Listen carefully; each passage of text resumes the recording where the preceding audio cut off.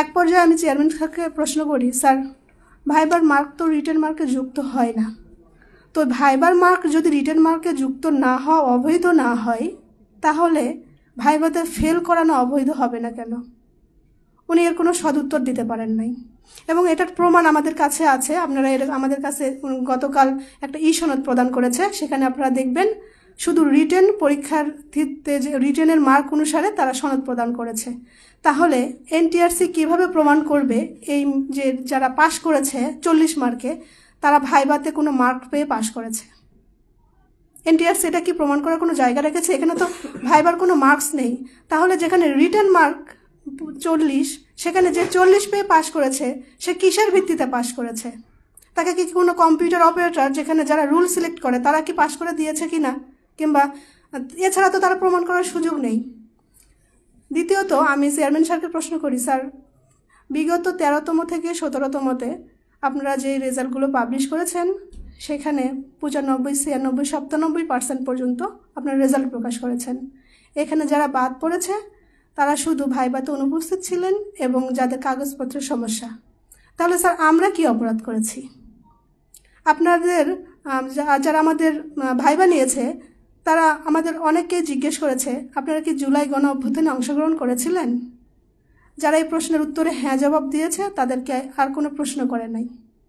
তাহলে স্যার আমরা কি ধরে নেব যে আমরা জুলাই গণ অভ্যুত্থানের পরবর্তী জেনারেশন ফল প্রার্থী, আর এটাই কি আমাদের অপরাধ? এছাড়া তো আমি কোনো কারণ দেখছি না স্যার। যেখানে আমরা বিভিন্ন মাধ্যমে জেনেছি আপনার শূন্যপদ রয়েছে 1,10,000 প্লাস, সেখানে আমরা ভাইবাই দিয়েছি 83,000, এর মধ্যে থেকে আপনি 60,000 সিলেক্ট করলেন কেন? তখন উনি বললেন এটা আসলে উড়ো কথা, এটা সত্য না, এত পদ কখনো খালি নেই। বিভিন্ন গণমাধ্যম এটা প্রকাশ করেছে, নতুন অনেক স্কুল কলেজ এগুলো হয়তো প্রতিষ্ঠিত হয়েছে, যেগুলোর এমপিও হয় নাই সেগুলো যুক্ত করে তারা এই ফলাফল মানে এতগুলো পদ দেখিয়েছে, প্রচার করেছে। অথচ ষষ্ঠ গণ বিজ্ঞপ্তিতে ওনারা নিজেরাই অফিসিয়ালিভাবে প্রকাশ করেছে ওনাদের শূন্য পদের সংখ্যা 1,08,22টি। তাহলে আমার প্রশ্ন, এত বড় একটা দায়িত্বশীল পদে থেকে উনি এত বড় মিথ্যাচার কেন করলেন?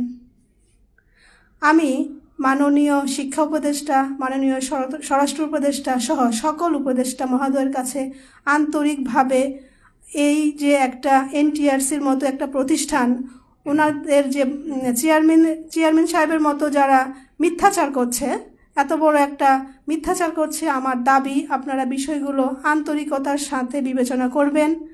আমরা যে 21,000 প্লাস ভাইবা প্রত্যাশী আমাদের সাথে ওনারা এত বড় বঞ্চনা করেছেন, প্রতারণা করেছেন, যেগুলো আমরা আজকে প্রমাণ সহ এখানে হাজির করেছি।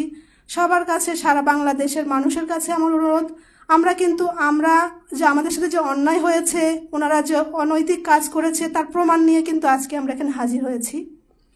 আমরা চাইবো আপনারা আমাদের পাশে থাকেন।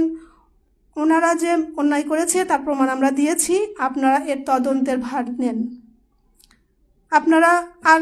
আমরা কতভাবে আপনাদের জানাবো যে ওনারা অন্যায় করেছে, আর কতভাবে প্রমাণ দিব? তাহলে কি আমরা ধরে নেব এই 21,000 যে ভাইবা প্রত্যাশী ছিল যাদের সাথে অন্যায় করা হয়েছে, আমরা চোখে আঙুল দিয়ে প্রমাণ দিচ্ছি তাদের কোনো দাম নেই, তাদের মেধার কোনো দাম নেই, তারা যে বাংলাদেশি, আমাদের যে একটা অধিকার রয়েছে, নাগরিক অধিকার রয়েছে, আমাদের কি 21,000 প্লাস প্রার্থীর এই নাগরিক অধিকারের কোনো দাম নেই? তাহলে কি আমরা জীবন দিয়ে প্রমাণ করে দিব যে আমরা আসলে আপনাদেরকে অন্যায়টা ধরিয়ে দিতে চেয়েছি, আপনারা সেটা দেন নাই?